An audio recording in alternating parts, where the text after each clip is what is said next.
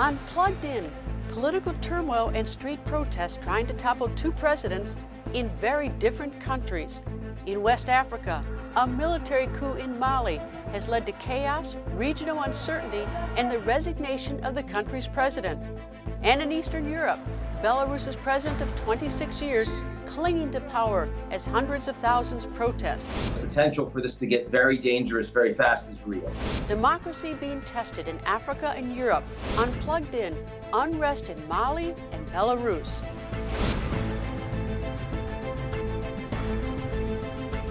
Hello and welcome to Plugged In. I'm Greta Van Susteren, reporting from Washington, D.C. This week we examine the political unrest now unfolding in two nations, Mali and Belarus. Both involve questions over the outcome of elections that kept their current presidents in power. In Belarus, President Alexander Lukashenko wore riot gear and carried a rifle in defiance of tens of thousands of people who for weeks have been on the march disputing the results of its August 9th election. Thousands of kilometers to the south, Mali's two-term president resigned under the duress of a military coup. For years, the West African nation has suffered from conflict and instability. Ibrahim Boubacar Keita, or Ibeka as he's known, has been in power since 2013. He said he had no choice but step down. For 7 years, I had happiness and the joy of trying to redress this country throughout my best efforts. In a statement on state TV, the soldiers behind Tuesday's military coup identified themselves as the National Committee for the Salvation of the People, led by the Colonel Major Ismaël Ouagué. Le Mali sombre de jour en jour dans le chaos. Mali descends into chaos day by day, anarchy and insecurity, because of the fault of the people in charge of its destiny. Real democracy does not go with complacency. Demonstrators had demanded Keita's resignation during frequent anti-government protests that began in early June. Jude Moore is a senior policy fellow at the Center for Global Development in Washington. Moore served as deputy chief of staff to former Liberian President Ellen Johnson Sirleaf. When the protests first started, the protests were really about increasing the salaries of teachers and doctors.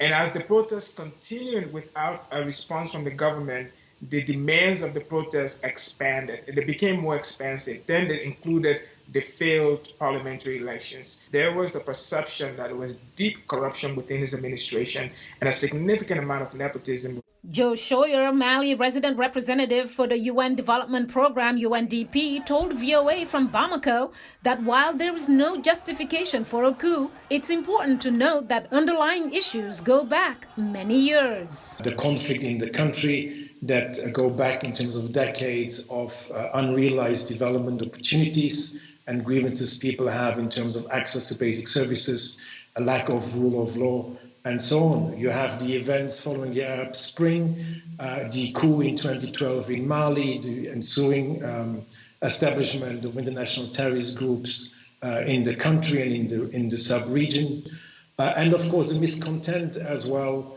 in terms of the recent elections that are seen as not being 100% fair.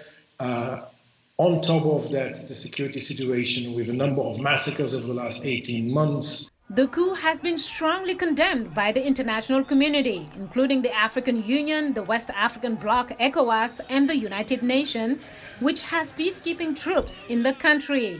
Instability in Mali is even more concerning given the number of elections coming up in West Africa, says Moore. Côte d'Ivoire, Guinea, Burkina Faso, Niger, Ghana. So we have 5 elections coming up. 2 of those elections represent issues. In Côte d'Ivoire and in Guinea, we have presidents who are going for a 3rd term. And those are already beginning to raise questions. So for ECOWAS, the stability of the region is really, really important. Keita was democratically elected in 2013 and was serving a 2nd term when he was ousted. Mariama Diallo, VOA News. Ibrahim Boubacar Keita was first elected president by a landslide in Mali's 2013 election. He was re-elected to a second 5-year term in 2018 on the promise of unifying the fractured country. But street protests over economic conditions and election fraud added to overall concerns about Mali's security and any spillover to its neighbors. Mali is landlocked, surrounded by 7 countries in Africa's Sahel region, the semi-arid zone that separates the Saharan desert and the tropical savanna. It is Africa's leading cotton producer and 4th in gold production. The former French colony became independent in 1960.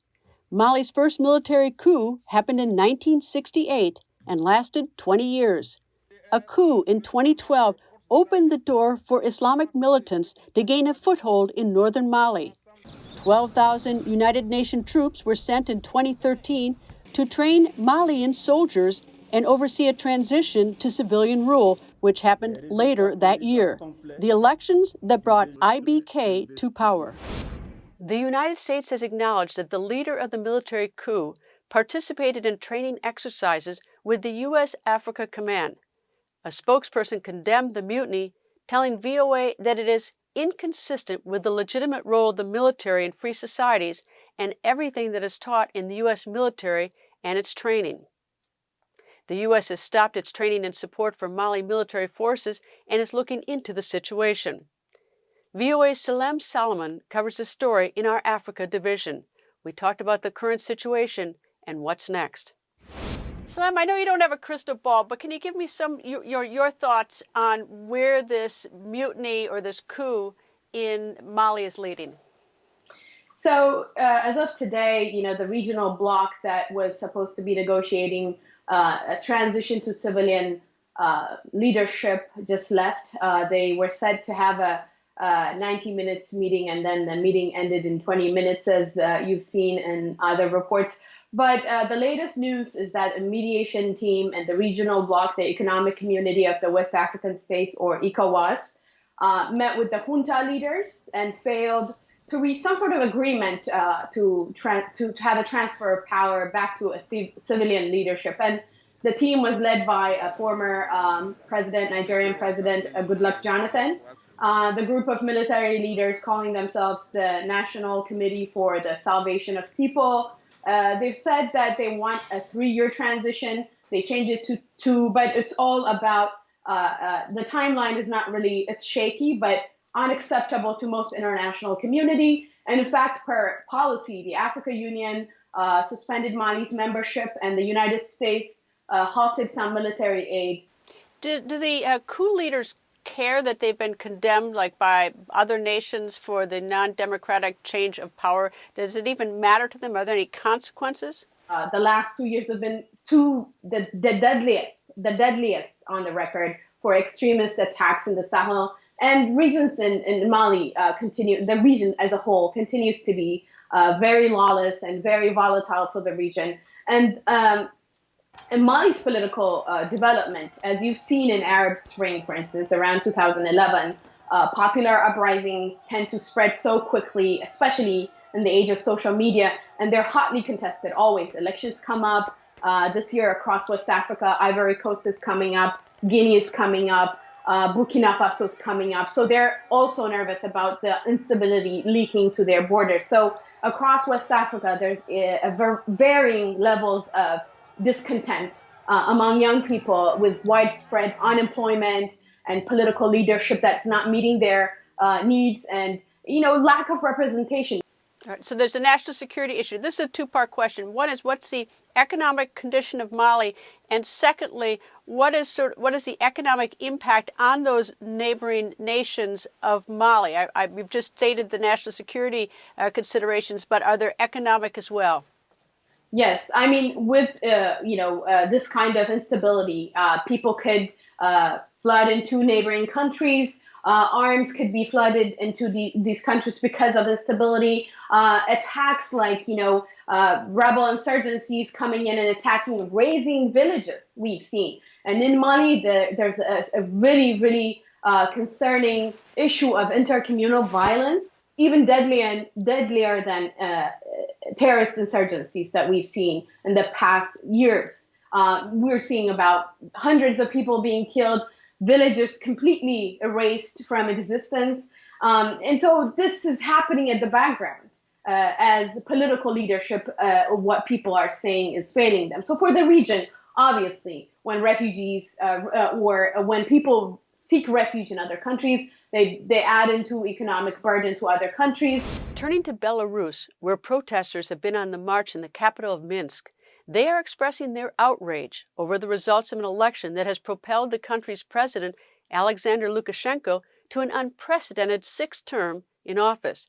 Opposition claims the election was rigged. Belarusian authorities quickly initiated a military crackdown and this week confirmed the arrests of two leading opposition activists. VOA's Charles Maines has more from Moscow. With all precincts counted, President Alexander Lukashenko received nearly 80% of the vote. The win extends Lukashenko's 26-year hold on power for another sixth term, with the Belarusian leader issuing a warning to those who would ruin his victory party. Follow the law, and then all these conversations about repressions will disappear. Legitimacy is another issue. Huge crowds in opposition to Lukashenko massed in the capital Minsk and other cities, clashing with Interior Ministry troops.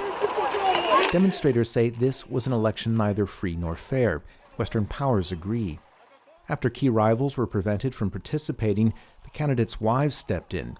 A star emerged in Svetlana Tikhanovskaya, who only entered the race after her husband, a popular political blogger, was arrested. But despite attracting tens of thousands to rallies across the country, results showed Tikhanovskaya with less than 10% of the vote. We don't agree with the results. We have absolutely the opposite information. It's evidence of a rigged game, say would-be candidates ousted from the race, now in united opposition against Lukashenko. We don't want to go out to the streets. We don't want to go and protest, but he has left us with no choice. The election took place in the wake of the coronavirus, a global pandemic the Belarusian leader dismissed as mass hysteria. As the infection count rose, civil society stepped in to equip hospitals and doctors.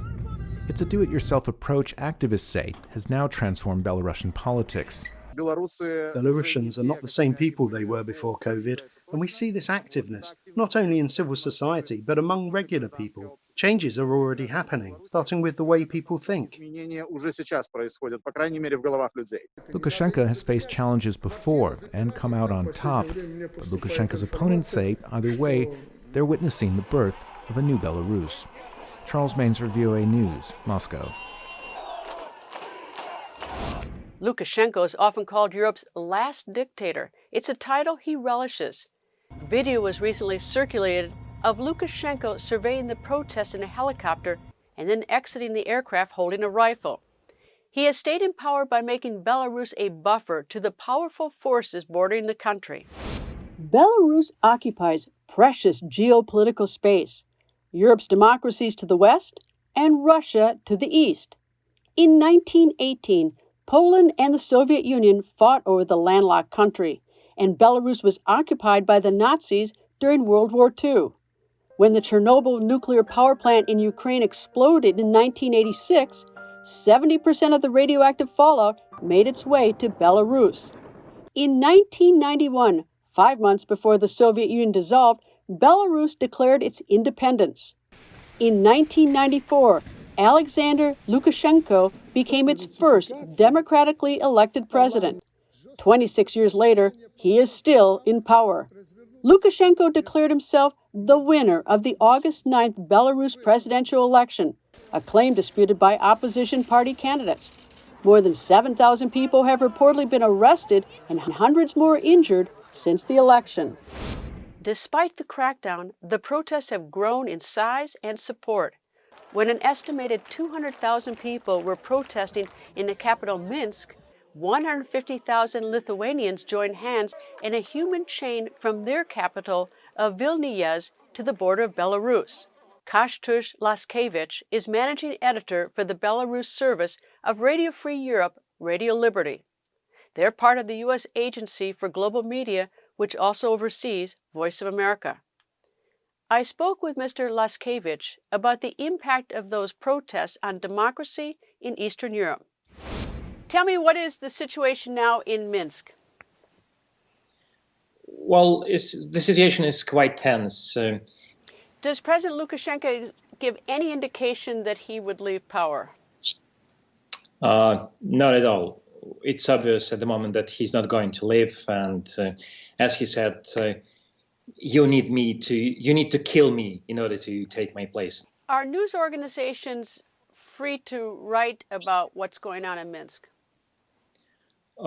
News media and journalists and bloggers are under very strict control and pressure from the authorities. More than 70 websites, including Radio Free Europe, Belarus service, are blocked at the moment.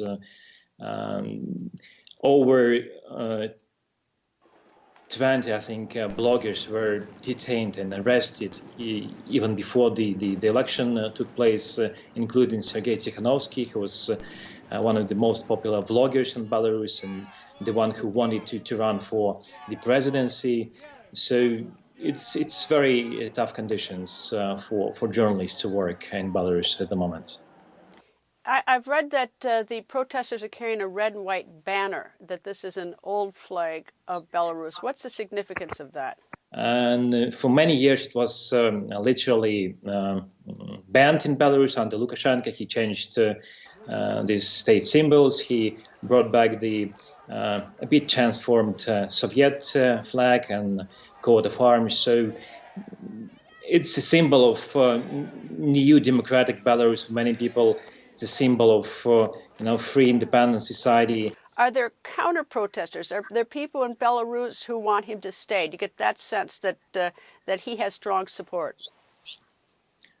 It actually doesn't look like it is at the moment, but it's very hard to say what's the percentage of people really support Lukashenko at this very moment.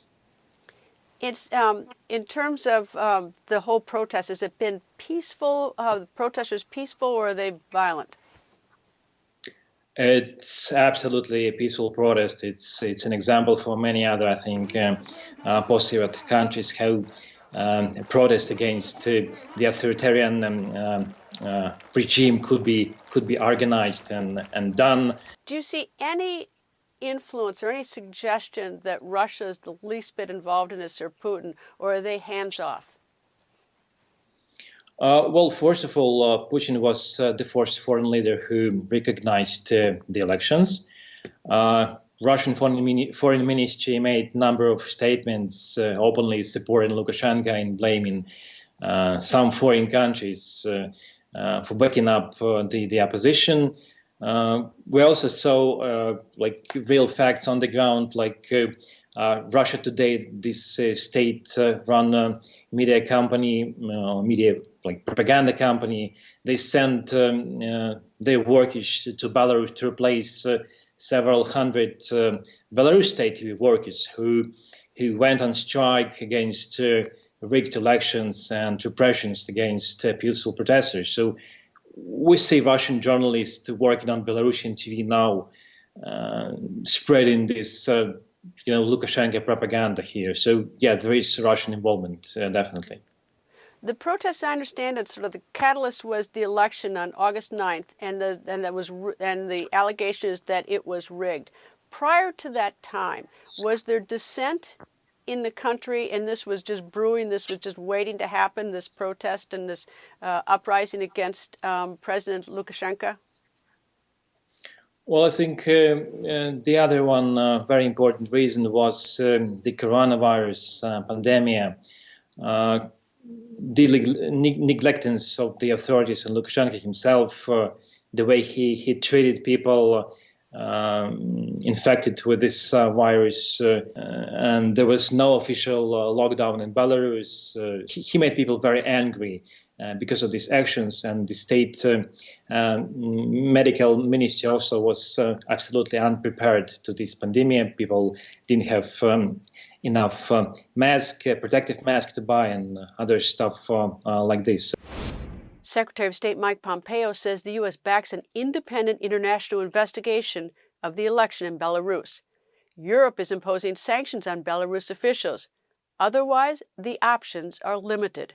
VOA's Europe correspondent Henry Ridgewell has more.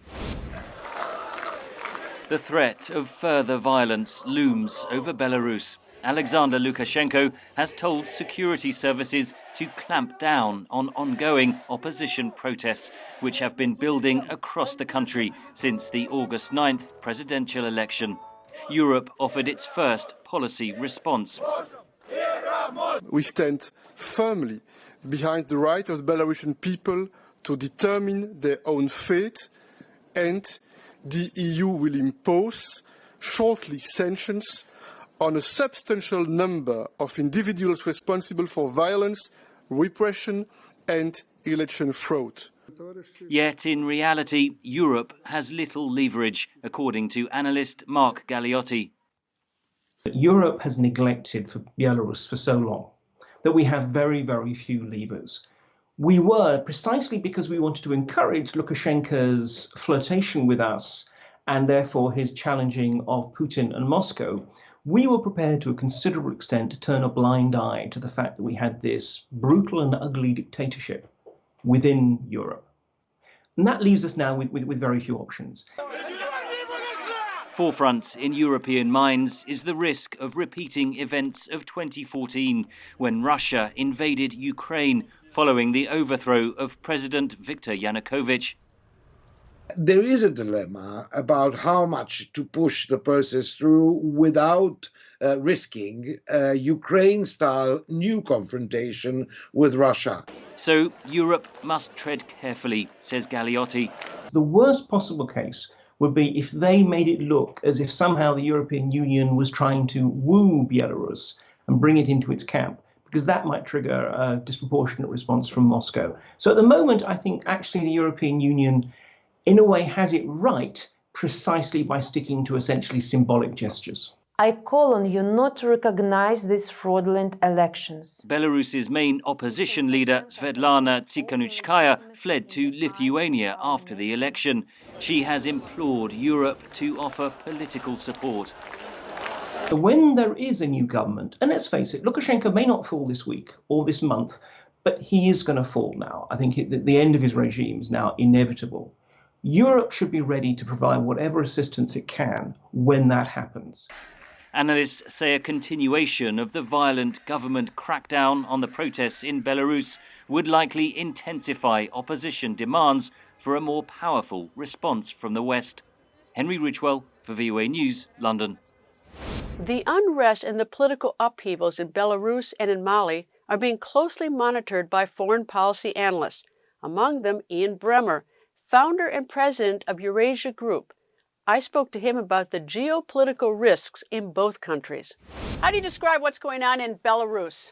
The people of Belarus are out in force, and these are unprecedented in terms of the numbers of people in demonstrations. But there's also clearly the military continues to support the president, and the potential for this to get very dangerous very fast is real. This is a government that completely understands that they do not have the support of the people, and therefore they're willing to use force. They've shut down the internet. They've arrested some members of the opposition. How is it that Lukashenko has managed to last 26 years, and then now it's come to a head? Well, he's not incompetent. He understands how to leverage power. The opposition has not had very strong individual members to lead it, and when they have, they've been bullied and they've been repressed. So they haven't been able to develop a very strong opposition movement or parties. He has mostly control of the media, and indeed, I mean, I wouldn't in any way try to predict that Lukashenko is going to be out. His ability to repress this still successfully is very real, but I don't think that he can maintain in power easily. I think it will require violence if that's the direction that we go. What is Putin thinking, and what's he going to do you think? If you're Putin, this annoys you a lot because he doesn't think Lukashenko is particularly effective.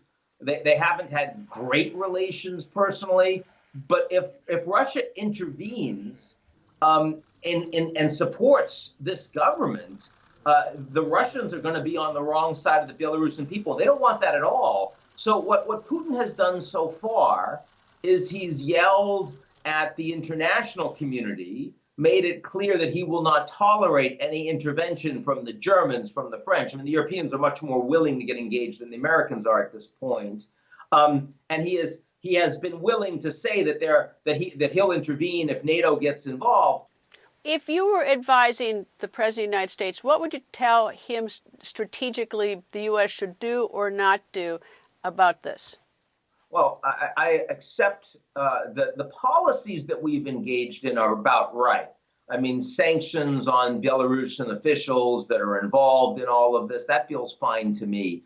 But where Trump really does fall down is he doesn't really care that much about human rights, and he doesn't coordinate multilaterally with American allies. So even though Trump policies on Belarus have been pretty on target, he's not talked at all about it. I mean, I would like Trump on the phone, or any American president, with the German chancellor, with the French president, coordinating a united front in condemning the stolen elections, unfree, unfair in Belarus. All right, let me turn now to West Africa, to Mali, where they have a military coup.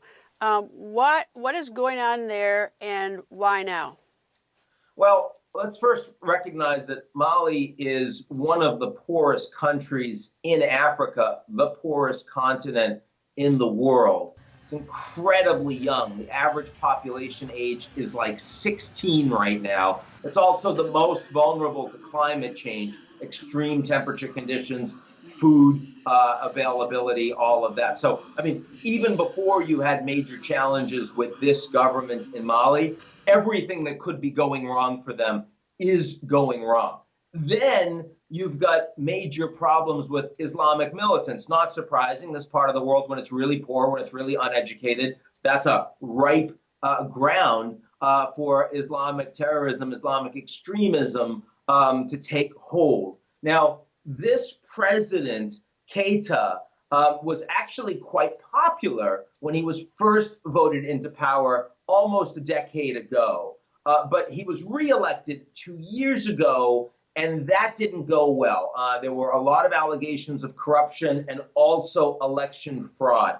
It got a lot worse, and this crisis that you're seeing right now started a few months ago, back in March, because there was a parliamentary election and the opposition won big. But then Mali's constitutional court actually overturned part of the election results, and they gave a bunch of seats to allies of President Keita. And that is what led to major demonstrations. Very similar to Belarus in this regard, right? It was the election that was stolen that finally got the people to say, I won't take this anymore. That brought thousands of Malians onto the streets. It led to violence. A lot of people were killed. Is the people, the military who are leading the coup, say that there will be an election? Is there any reason for the people of Mali to sort of have faith in that? Is election likely to be sooner or rather later? What's sort of the prediction on that? So, I mean, typically the poorest countries, sub-Saharan Africa, you have lots of governments that do get overturned by military coups. And if those governments end up shifting, it's because large numbers of members of the military decide to shift along with them. What's interesting is this one cleric who's called the Imam of the People, Mahmoud Diko, and the opposition does support him. He seems to be the only figure that's capable of really unifying the country outside of the military. And, he has now said that he's not going to be a part of politics after this military coup, but he still has an enormous amount of influence behind the scenes. That's all the time we have. Thank you to Ian Bremer of the Eurasia Group, and thanks to Kashtush Laskevich and Salem Solomon for being with us. Visit our website at voanews.com, and don't forget to follow me on Twitter @Greta. Thank you for being plugged in.